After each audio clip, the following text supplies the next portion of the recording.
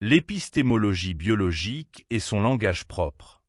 La biologie, en tant que science du vivant, possède une relation unique avec son langage technique. Contrairement aux sciences physiques où les concepts peuvent souvent être réduits à des équations mathématiques, la biologie doit décrire des systèmes complexes, hiérarchiques et historiquement contingents. Cette spécificité donne aux termes scientifiques fondamentaux en biologie des nuances et des implications particulières.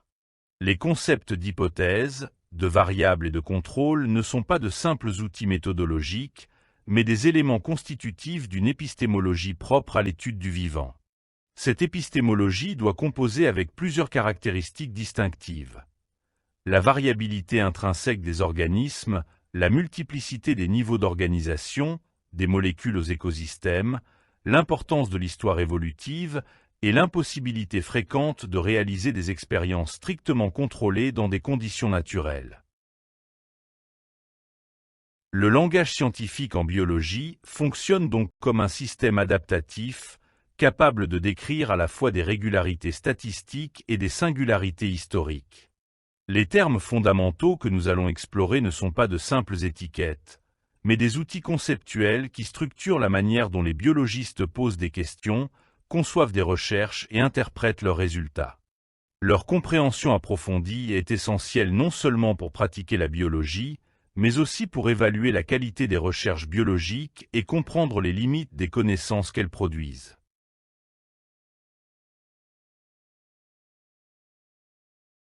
L'épistémologie comme base terminologique. Les termes communs aux sciences constituent le socle conceptuel sur lequel s'édifie toute démarche scientifique. Contrairement aux terminologies spécialisées qui varient selon les disciplines, ces termes fondamentaux transcendent les frontières disciplinaires et définissent le cadre méthodologique commun à toutes les sciences empiriques.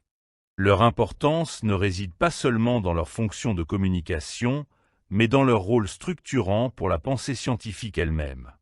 Ces termes, tels que hypothèse, variable, contrôle, représentent des outils cognitifs permettant d'organiser la recherche, d'analyser les phénomènes et de valider les connaissances.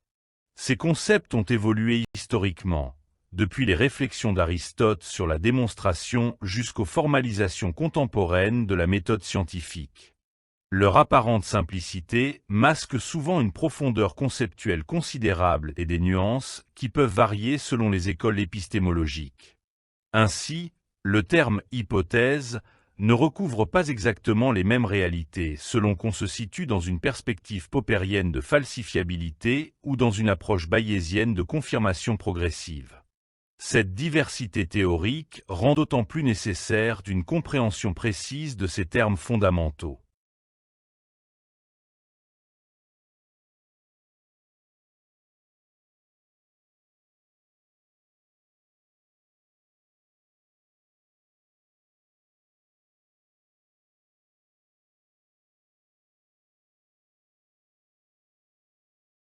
Nature spécifique des hypothèses biologiques. En biologie, une hypothèse représente une proposition explicative qui tente de rendre compte des phénomènes du vivant en termes de mécanismes, de fonctions ou d'histoire évolutive. Contrairement à d'autres sciences où les hypothèses peuvent être purement déductives, les hypothèses biologiques intègrent souvent plusieurs niveaux d'explication simultanément. Prenons l'exemple d'une hypothèse sur le chant des oiseaux. Elle pourrait simultanément impliquer des mécanismes physiologiques, contrôle hormonal, des fonctions adaptatives, attraction des partenaires, défense du territoire, et une histoire évolutive, origine phylogénétique. Cette multidimensionnalité est caractéristique des explications biologiques.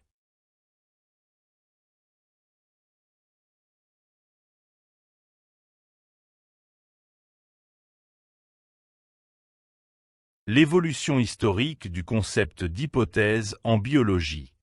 Le statut de l'hypothèse en biologie a considérablement évolué. Au XIXe siècle, avec Claude Bernard, l'hypothèse était considérée comme une étape nécessaire mais provisoire devant rapidement céder la place à des faits établis expérimentalement. Cette vision était influencée par le modèle des sciences physiques. Au XXe siècle, avec le développement de la biologie évolutive et de l'écologie, l'hypothèse a pris un statut plus complexe. Dans ces domaines, les hypothèses ne peuvent souvent pas être testées par l'expérimentation directe, mais par l'accumulation de multiples lignes de preuves convergentes.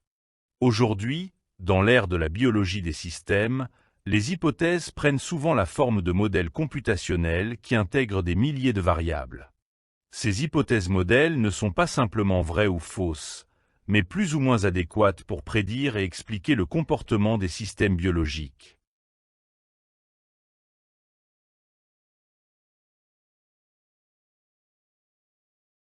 La structure téléologique, c'est-à-dire orientée vers un objectif des hypothèses fonctionnelles, mérite une attention particulière. Quand un biologiste formule l'hypothèse que la coloration vive des fleurs sert à attirer les pollinisateurs, il utilise un langage téléologique orienté vers un but qui nécessite une traduction rigoureuse en termes de mécanismes et d'avantages sélectifs. Cette formulation doit être comprise comme un raccourci pour les ancêtres des plantes à fleurs colorées qui, par mutation, ont développé ces colorations, ont eu un succès reproductif accru parce que les pollinisateurs les distinguaient mieux, conduisant à la fixation de ces traits par sélection naturelle.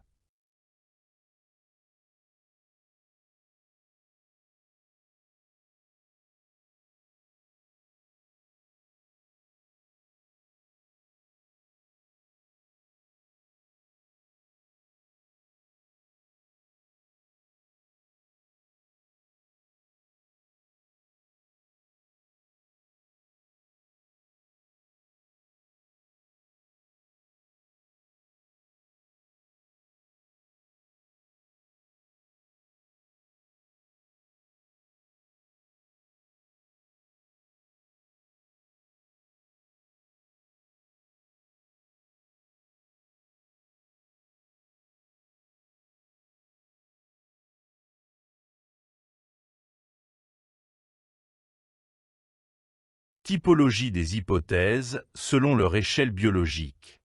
Au niveau moléculaire, les hypothèses sont souvent mécanistiques. Exemple, la protéine X se lie au site Y de l'ADN pour activer la transcription du gène Z.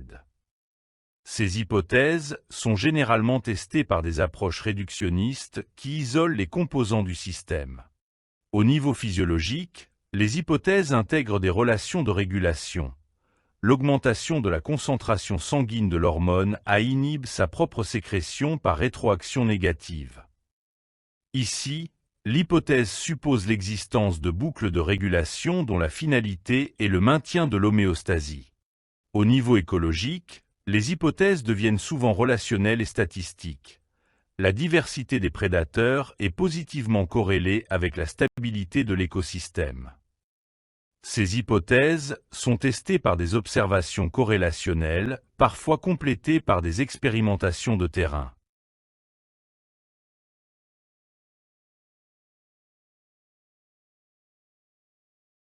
La place particulière des hypothèses nulles en biologie. En biologie, les tests statistiques reposent presque toujours sur le rejet d'une hypothèse nulle. Cette pratique s'explique par la variabilité inhérente au système biologique. Prenons un exemple concret.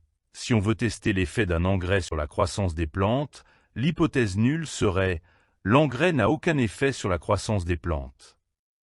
La recherche vise alors à obtenir des données permettant de rejeter cette hypothèse nulle avec un certain niveau de confiance statistique. Cette approche soulève des questions épistémologiques importantes.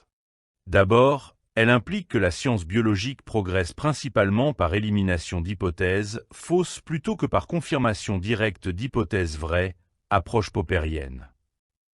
Ensuite, elle nécessite de définir un seuil de signification, généralement P 0,05, qui est en partie arbitraire. Enfin, elle peut conduire à la publication biaisée des seuls résultats significatifs, créant ce qu'on appelle le Field-Drawey problème, problème du tiroir, où les études ne montrant pas d'effet significatif ne sont pas publiées.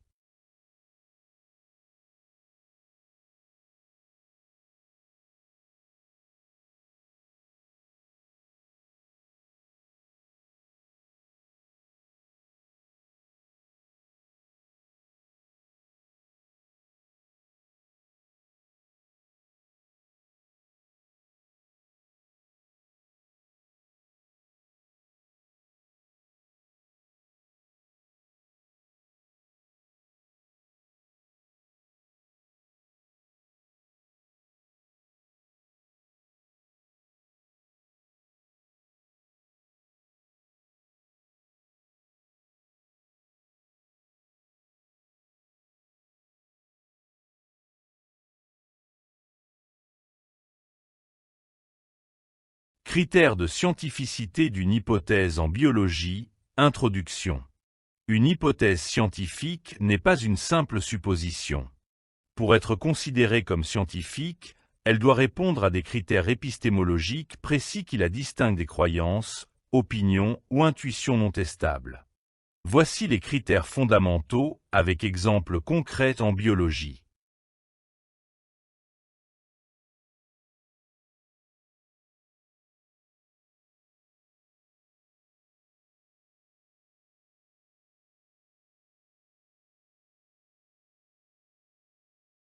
« 1. La testabilité, l'empiricité. Définition. L'hypothèse doit pouvoir être soumise à une vérification empirique par l'observation ou l'expérimentation.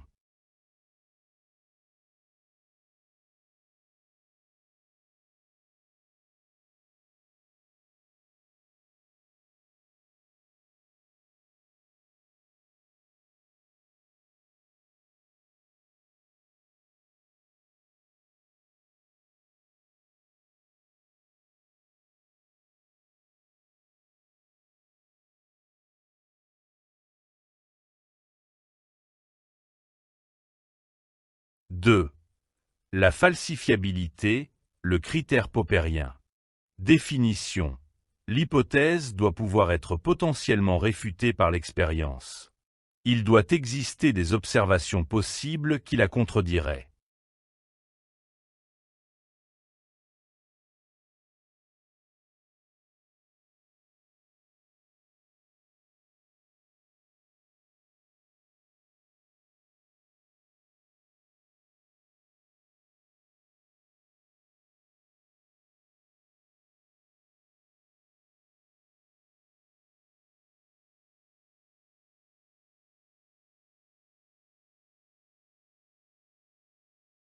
« 3. La spécificité et la précision. Définition. L'hypothèse doit être formulée avec suffisamment de détails pour guider la conception expérimentale.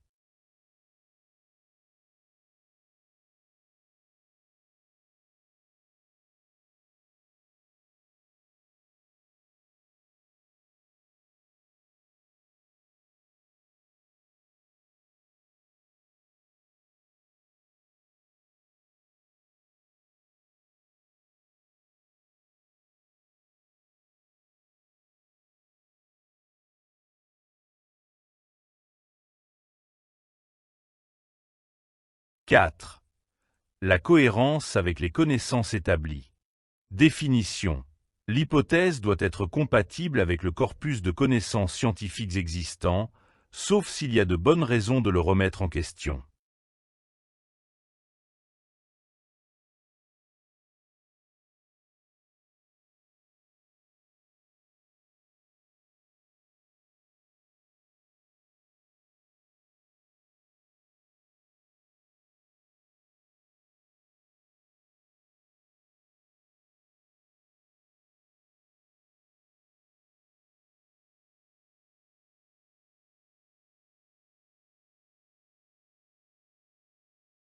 5.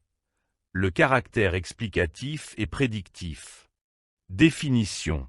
L'hypothèse doit expliquer des observations existantes t faire des prédictions nouvelles vérifiables.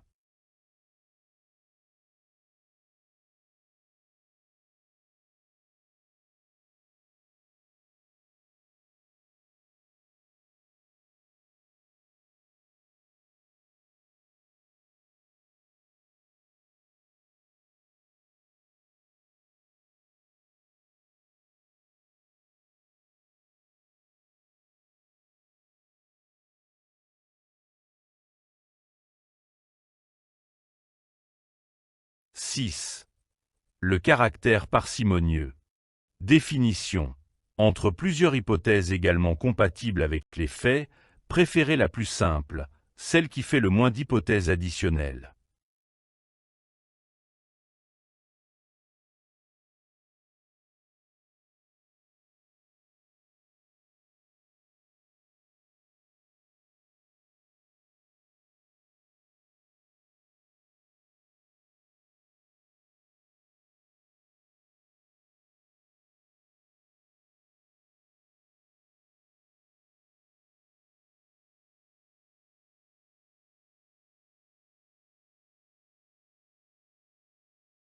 7. La mesurabilité et l'opérationnalisation. Définition. Les concepts de l'hypothèse doivent pouvoir être traduits en variables mesurables.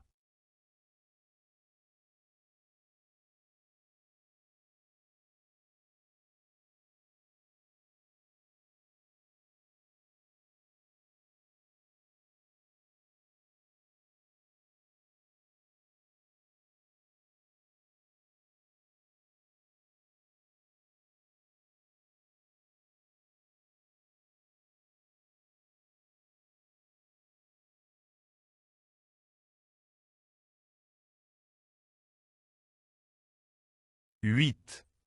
Le caractère réplicable. Définition. L'hypothèse doit mener à des expériences reproductibles par d'autres chercheurs.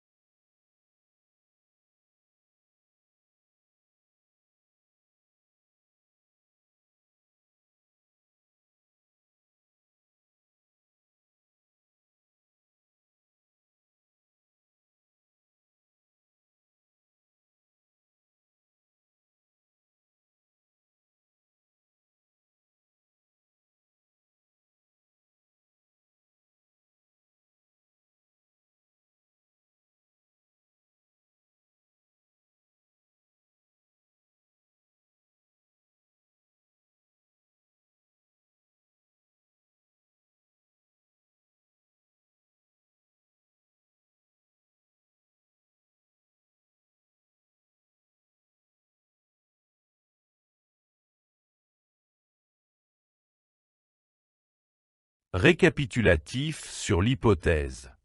Une hypothèse scientifique en biologie doit être un énoncé clair, précis, testable et falsifiable qui propose une explication provisoire d'un phénomène observable. Sa formulation rigoureuse selon ces critères est la première étape essentielle de la méthode scientifique, permettant de passer de la simple curiosité à la recherche productive. La valeur d'une hypothèse ne réside pas dans sa confirmation ultérieure, mais dans sa capacité à générer des tests critiques et à faire progresser la connaissance, qu'elle soit confirmée ou infirmée. Comme le disait Claude Bernard, une hypothèse n'est scientifique que si elle est expérimentable.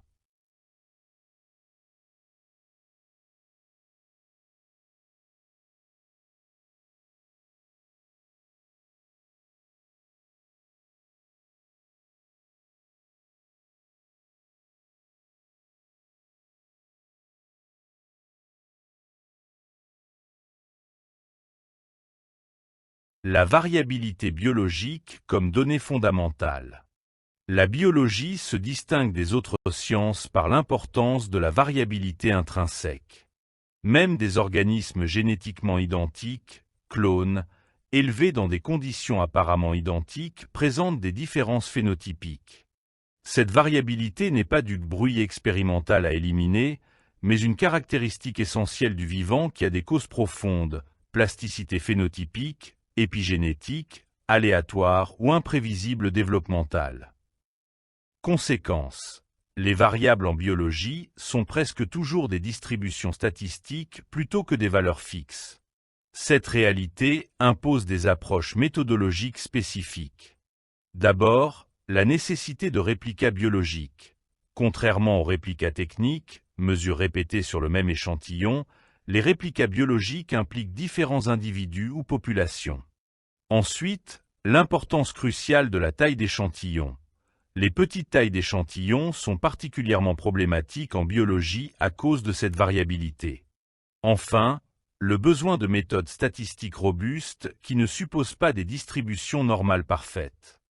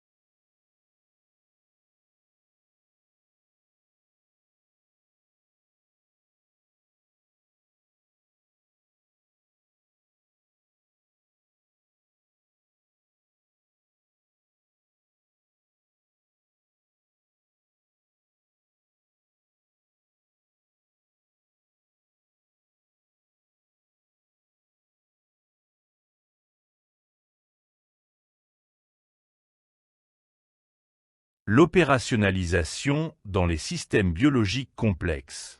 L'opérationnalisation, définition d'une variable en termes d'opération de mesure, présente des défis particuliers en biologie. Prenons le concept de stress. En éthologie, il peut être opérationnalisé par le comportement de toilettage excessif chez les rongeurs. En physiologie, par le niveau de corticostérone dans le sang. En écologie, par la réduction du taux de croissance. Ces différentes opérationnalisations peuvent mener à des conclusions différentes, soulignant l'importance de définir précisément ce qu'on mesure. Un autre défi concerne les mesures destructives. Beaucoup de mesures en biologie nécessitent de sacrifier l'organisme, histologie, dosage biochimique. Cela impose des designs expérimentaux particuliers où différents individus sont utilisés pour différents points temporels ou différentes conditions.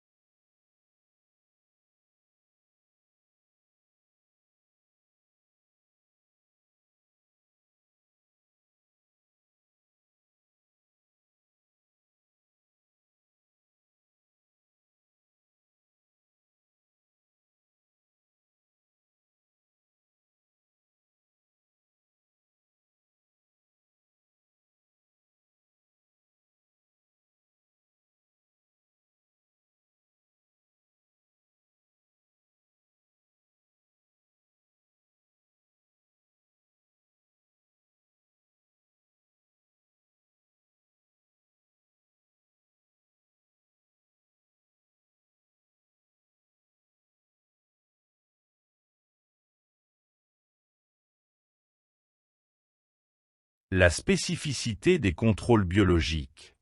En biologie, la notion de contrôle prend des dimensions particulières dues à la nature des systèmes étudiés. Un contrôle parfait, où toutes les variables sauf une sont maintenues constantes, est souvent impossible avec des organismes vivants. Les biologistes doivent donc développer des stratégies de contrôle sophistiquées qui tiennent compte de la complexité biologique. Les contrôles positifs sont particulièrement importants en biologie pour s'assurer que le système expérimental est capable de répondre. Par exemple, dans une expérience testant un nouvel antibiotique, on inclura un antibiotique connu pour être efficace, contrôle positif, pour vérifier que les bactéries utilisées sont bien sensibles aux antibiotiques en général. Sans ce contrôle, un résultat négatif, pas d'effet du nouvel antibiotique, pourrait simplement signifier que le système expérimental est défectueux. Les contrôles de viabilité sont fréquents dans les expériences biologiques. Par exemple, dans des tests de toxicité, on vérifie que les cellules ou organismes témoins sont bien vivants et se développent normalement en l'absence du toxique.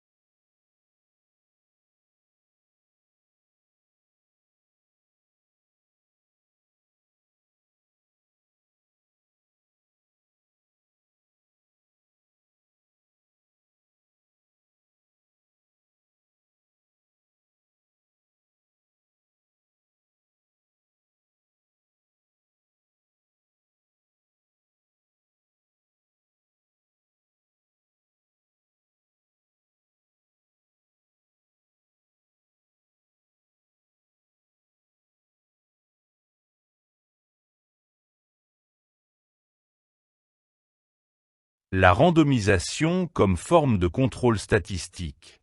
Face à l'impossibilité de contrôler toutes les variables potentiellement pertinentes, les biologistes utilisent massivement la randomisation. L'attribution aléatoire des individus aux différents groupes expérimentaux permet de supposer que les variables non contrôlées seront réparties de manière similaire entre les groupes, en moyenne. Cette approche repose sur la loi des grands nombres et nécessite donc des tailles d'échantillons suffisantes. La randomisation présente cependant des limites en biologie. D'abord, certaines variables, génotype, sexe, âge, ne peuvent pas être randomisées. Ensuite, dans les études de terrain, la randomisation complète est souvent impossible pour des raisons pratiques. Enfin, la randomisation peut créer des groupes qui diffèrent par hasard sur des variables importantes, particulièrement avec de petites tailles d'échantillons.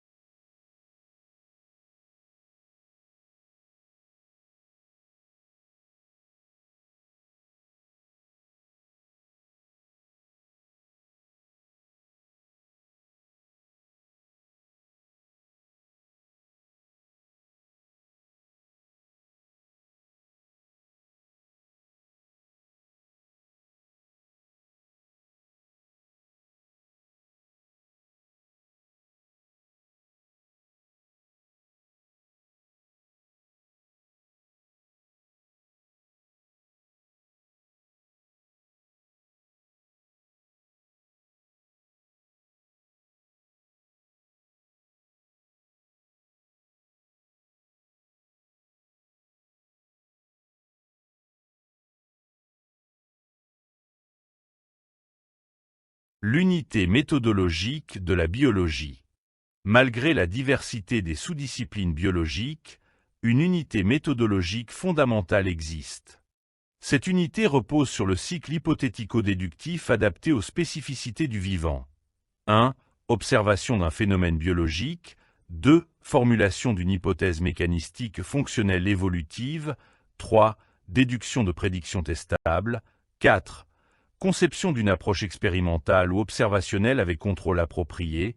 5. Collecte et analyse de données en tenant compte de la variabilité biologique. 6. Conclusion provisoire avec reconnaissance des limites. Ce cycle n'est pas linéaire mais itératif. Les résultats d'une étude génèrent généralement de nouvelles questions et nécessitent souvent des réplications et des extensions. Cette itération est particulièrement importante en biologie à cause de la complexité des systèmes étudiés.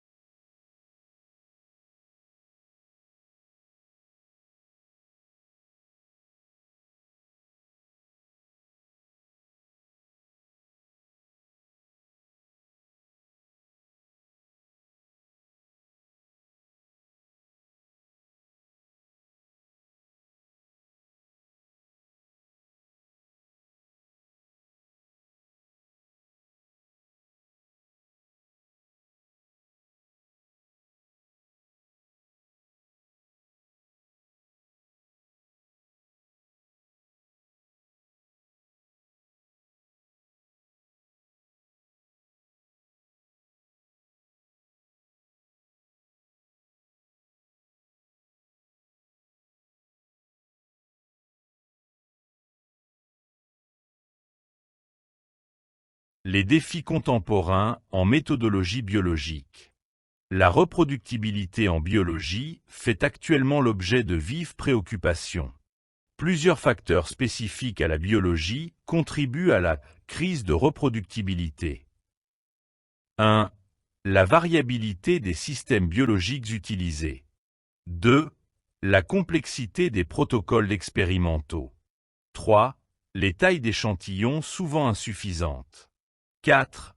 La pression à publier des résultats positifs. 5. Les biais de publication. En réponse, la communauté biologique développe des bonnes pratiques telles que 1. La préenregistrement des protocoles et analyses. 2. L'augmentation des tailles d'échantillons. 3. L'utilisation systématique d'analyses en aveugle. 4. Le partage des données et des codes d'analyse. 5. La réplication indépendante par différentes équipes. L'intégration des approches génomiques, transcriptomiques, protéomiques, etc. pose de nouveaux défis méthodologiques. Ces approches génèrent des données massives sur des milliers de variables simultanément, nécessitant des méthodes statistiques adaptées aux problèmes des tests multiples et des approches de contrôle spécifiques.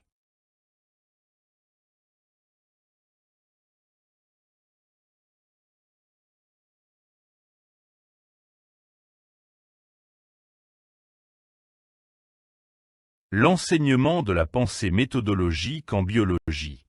L'enseignement de la biologie doit intégrer explicitement la formation à la pensée méthodologique. Cela implique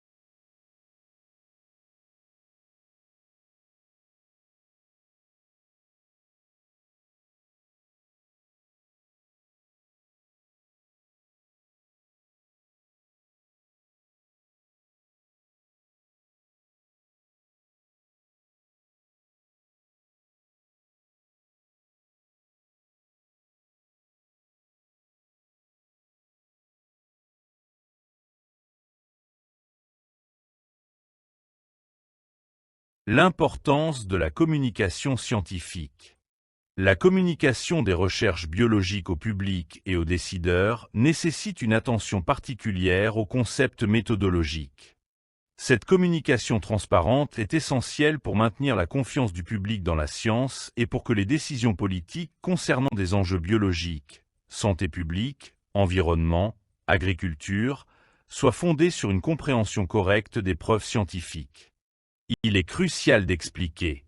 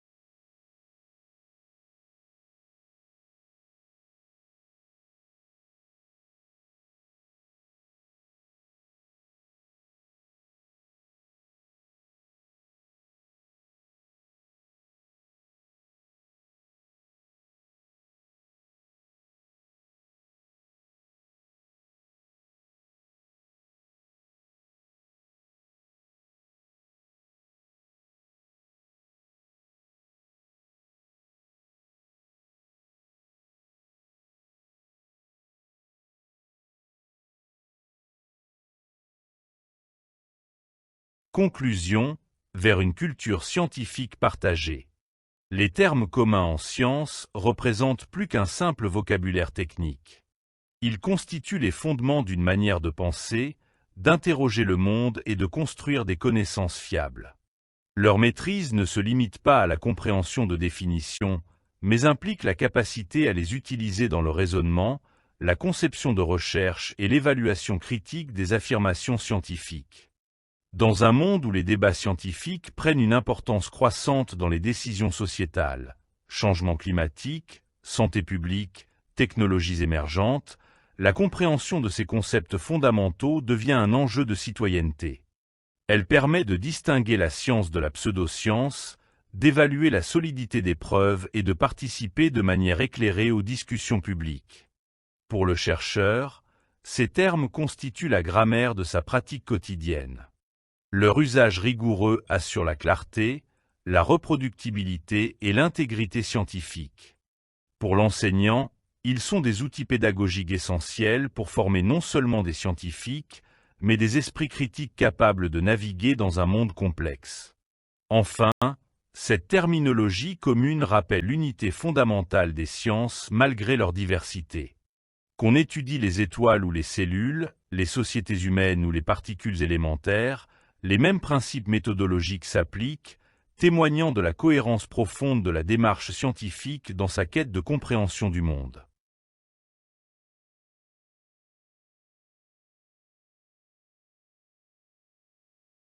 Conclusion, vers une biologie réflexive et rigoureuse. Les termes scientifiques fondamentaux, hypothèse, variable, contrôle, ne sont pas de simples outils techniques, mais les piliers d'une épistémologie biologique mature. Cette épistémologie reconnaît la spécificité du vivant, sa complexité, sa variabilité, son historicité, son organisation hiérarchique. Elle développe des méthodes adaptées à ces spécificités, empruntant à la fois à l'expérimentation contrôlée et à l'observation systématique, aux approches réductionnistes et holistiques. La biologie contemporaine fait face à des défis méthodologiques sans précédent. Intégrer des données à différentes échelles, modéliser des systèmes complexes, gérer des masses de données génomiques, transcriptomiques, protéomiques, etc. Répondre à des questions urgentes sur la santé humaine et les changements globaux. Face à ces défis, un retour réflexif sur les fondements méthodologiques de la discipline est plus nécessaire que jamais. Cette réflexion doit conduire à une pratique plus rigoureuse, plus transparente et plus collaborative. Elle doit aussi nourrir un dialogue avec d'autres disciplines scientifiques sur les questions méthodologiques communes. Enfin, elle doit s'accompagner d'un effort pédagogique renouvelé pour former la prochaine génération de biologistes non seulement à des techniques, mais à une pensée méthodologique approfondie. Le langage de la science biologique, avec ses hypothèses soigneusement formulées, ses variables rigoureusement définies et ses contrôles judicieusement conçus, est plus qu'un simple moyen de communication. C'est le reflet d'une manière particulière d'interroger le vivant, qui combine rigueur analytique et respect pour la complexité des phénomènes étudiés. C'est cette combinaison qui fait la force et la spécificité de la biologie comme science.